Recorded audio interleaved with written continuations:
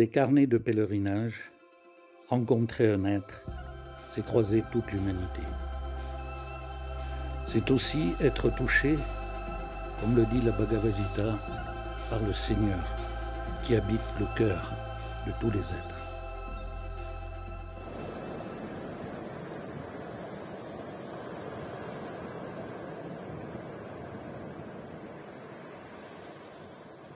Les vagues du temps roulent le galet des jours jusqu'au silence.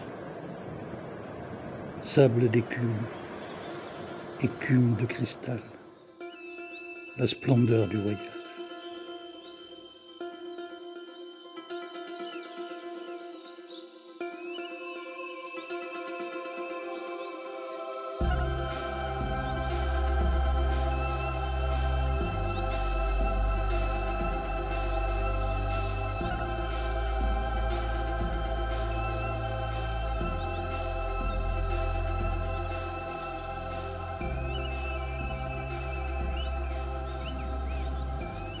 On dit souvent que les grands destins spirituels se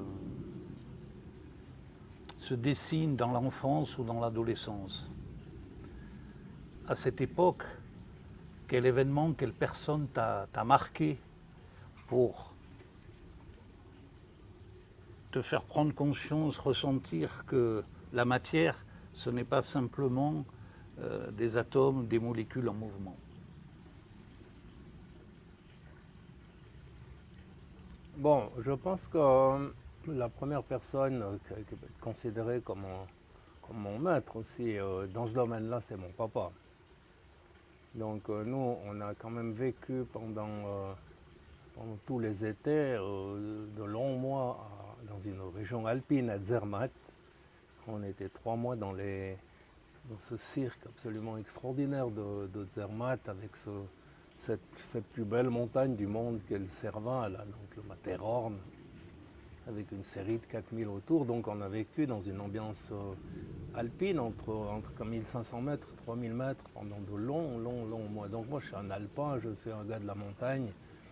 Et disons qu'avec papa, on parcourait toutes les cendres de la montagne. Maman, elle venait aussi, des fois on faisait des pique-niques, donc c'était super ce qu'on vivait. Les petits lacs de montagne dans lesquels on se baignait à poil, tu vois, etc. L'eau était glacée, donc on est en contact, je pense, grâce à papa, grâce à mon père, qui était un homme qui avait ses défauts, mais qui était un homme, qui était un bel homme, qui était un homme, une personnalité très noble, et qui avait une majesté. C'était un seigneur, mon père. J'adorais mon père. J'ai pas eu beaucoup de contacts verbaux avec lui, mais il y avait une proximité, une présence qui était fantastique. Moi, j'ai des souvenirs encore maintenant. Je suis sur ses épaules, je suis tout petit, et je traverse les glaciers avec lui, et je m'endors, tu vois, je vois encore maintenant, je m'endors, et j'ai ma tête qui tombe sur sa nuque, qui est mouillée de sueur, tu vois. Et lui, il se mettait toujours de la Nivea, tu vois. Donc je sens son parfum encore maintenant, tu vois, donc c'est génial. Donc traverser ces glaciers comme ça, donc j'ai tout petit, donc c'est des souvenirs qui remontent très haut. Puis quand j'étais un peu plus grand, il m'avait instauré comme guide un peu des promenades qu'on faisait, parce qu'il y avait des amis qui venaient, de ses amis qui venaient des fois, donc j'étais le guide, alors j'étais tout fier, tu vois, j'avais 8 ans, moi j'avais mon bâton de guide, je conduisais un peu les... Donc je pense que c'est un souvenir marquant qui m'a orienté dans une certaine direction, puis m'a donné dans ce domaine-là quand même une belle confiance aussi, et une connaissance des éléments, Donc il y a eu ça qui a quand même duré pendant 10 ans, une dizaine, une quinzaine d'années. Bon, après l'adolescence, tu vois, l'adolescence c'était plus turbulent, plus difficile.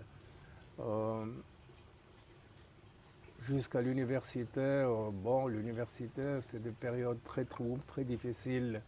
De 20 à 24 ans, je ne trouvais pas tellement ma voie. J'ai commencé par faire la médecine, par faire ça. Enfin, c'était un peu un tourisme universitaire que je faisais, c'était pas terrible comme truc.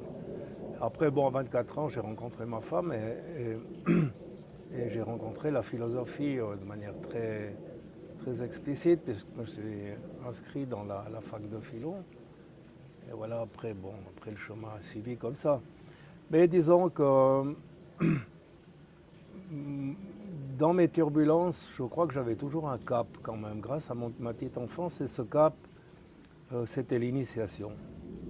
Donc l'initiation, je sais que ça a l'air un peu audacieux de prétendre que c'est un générique qui englobe toutes les dimensions spirituelles vraies. Il ne peut pas y avoir de spiritualité sans initiation. Ça, c'est mon avis. C'est-à-dire que l'initiation, c'est d'abord un chemin. C'est un chemin, c'est donc une voie. Le Tao, c'est une voie. Do, pour les Japonais, c'est une voie. Et cette voie, elle amène l'homme vers lui-même, mais le petit homme vers ce grand homme, comme je le disais tantôt. Et ce chemin, eh bien, naturellement, implique de suivre un itinéraire relativement précis, avec des étapes relativement précises qu'on peut définir, que Platon a défini, que d'autres ont défini, et qui nous amènent à sortir du puits dans lequel nous sommes, c'est-à-dire dans cet état de connaissance inférieur par rapport au réel, à sortir de la caverne de Platon, justement, à aller vers le soleil, tu vois, vers ce soleil qui brille. Avant d'attaquer la caverne de Platon, tu as parlé de la montagne. Donc, quelle est la place? Nous sommes dans le Valais ici, merveilleuse région de la Suisse. Nous sommes entourés de montagnes. Ouais. Avec ton père, tu as vécu des aventures dans la montagne. Et quelle place cette montagne a prise dans ta vie? Ou qu'elle occupe, Ouais. d'ailleurs? Ben, je pense que c'est un archétype, la montagne, qui est par sa forme pyramidale, donc surtout le Cervin, si on prend le Matterhorn, qui est vraiment une pyramide. On peut prendre d'autres montagnes, bien entendu. Par rendre jaloux les Français, ils ont des belles montagnes aussi. Mais cette montagne, elle est exceptionnelle parce qu'elle est dégagée, elle surgit comme un roc solitaire dans une sorte de solitude. À gauche, à droite, il y a peu de montagnes. Donc quand on arrive à Zermatt, on voit qu'elle. C'est vraiment impressionnant, on dirait un stupa, donc un énorme stupa qui est là. Donc, naturellement, le symbole de cette montagne est quelque chose, une voie ascensionnelle. Et comme j'ai fait beaucoup de montagnes en grimpe aussi, donc comme j'ai quand même gravi beaucoup de montagnes, quand on grimpe, eh ben, il y a des relais. Donc, dans le soufisme, on dirait il y a des latifas, il y a des stations initiatiques. Donc, on monte, chaque relais implique qu'on fasse telle manœuvre pour aller au relais suivant. Quand on approche de la montagne, il y a ce qu'on appelle la marche d'approche. Sur la voie initiatique, avant d'arriver dans la voie initiatique, il y a la marche d'approche. Donc après, quand on est arrivé au pied de la montagne, il faut passer ce qu'on appelle en alpinisme la rimée. La rimée, c'est une fente, c'est une crevasse entre l'horizontalité et la verticalité de la face dans laquelle tu t'engages. Et c'est difficile à passer cette rimée, des fois il faut mettre un pont de corde où tu dois te démerder pour descendre dans la crevasse, remonter, etc. Donc, il y a une première épreuve, avant de rentrer dans la voie elle-même, qui est l'ascension. Il y a cette épreuve de la rime. Et puis tu arrives dans la face où tu ne peux plus reculer. C'est l'engagement. C'est l'engagement. Voilà. Et là, qu'est-ce que tu veux foutre? Il fait froid, c'est le matin, il fait nuit encore. Tu te dis, mais qu'est-ce que je fous là? Je serais mieux aux plumes avec un bon café quand je me lève, tu vois. Et là, tout d'un coup, tu t'engages, tu lâches prise et tu vois, et tu commences à grimper. Et plus tu montes, plus ton degré de luminosité s'accroît, puisque le soleil se lève, la lumière transparaît sur les cimes, plus tu vas vers la lumière, c'est-à-dire plus tu vas vers la connaissance, c'est-à-dire plus tu sors du puits des ténèbres pour aller vers gnosis, vers une forme de connaissance supérieure. Et c'est exactement la caverne de Platon. Platon donne des indications très précises. Donc quand tu es au fond de la caverne, quand tu es au pied de la face dans la nuit, tu es dans les ombres. Voilà, ta connaissance est dans les ombres. Ce que tu crois être la réalité, ben non, elle est fantasmatique. Alors exasia, Platon nomme ça exasia, la connaissance exasia, donc hallucinatoire. Donc nous sommes, nous les gens normaux, dans une connaissance hallucinatoire du réel, tu vois. Puis, là, celui qui a décidé de monter, c'est-à-dire de gravir la montagne, il doit se retourner. Il doit se retourner. Et là, on en arrive à cette phase de la métanoïa où il se retourne. Il arrive à ce moment-là à une deuxième forme de connaissance qui est la doxa, dit Platon. Puis une troisième forme de connaissance.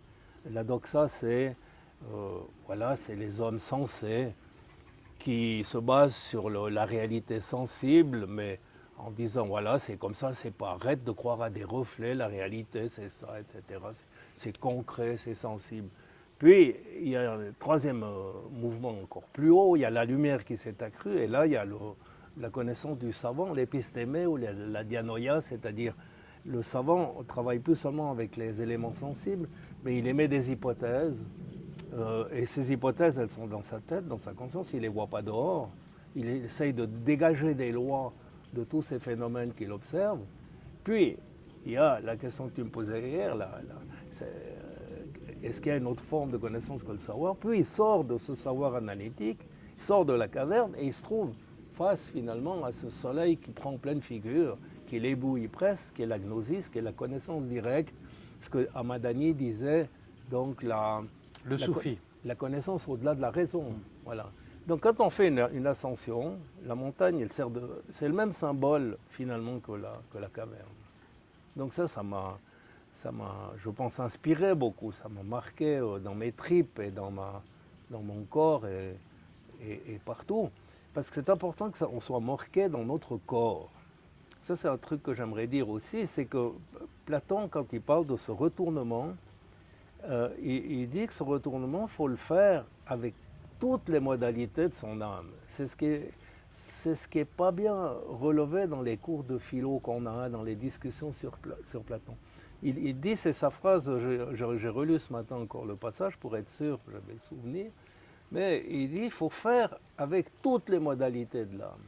Pas seulement en une approche intellectuelle, tu vois, ou analytique, mais être plongé par expérience dans la face de la montagne, lors, par exemple, d'un orage. Je me suis trouvé, par exemple, dans la face nord, une fois du Pindarola, avec un ami qui est mort maintenant, et on a attrapé dans cette face nord un orage. Mais et quand tu vis cet orage dans une face, c'est incroyable, c'est d'une puissance phénoménale. Tu as les éclairs qui giclent de partout, on avait les piolets dans les mains, les piolets, on a jeté loin nos piolets pour vous dire. Donc on est redescendu, mais on rappelle vite, c'était terrible, terrible. On n'oubliera plus jamais ça. Et ça, c'est donc cet engagement avec le corps, l'âme et l'esprit, c'est la raison pour laquelle, je te l'expliquerai peut-être tout à l'heure si tu me demandes, j'ai embrassé cette sagesse martiale, parce qu'elle emploie le corps.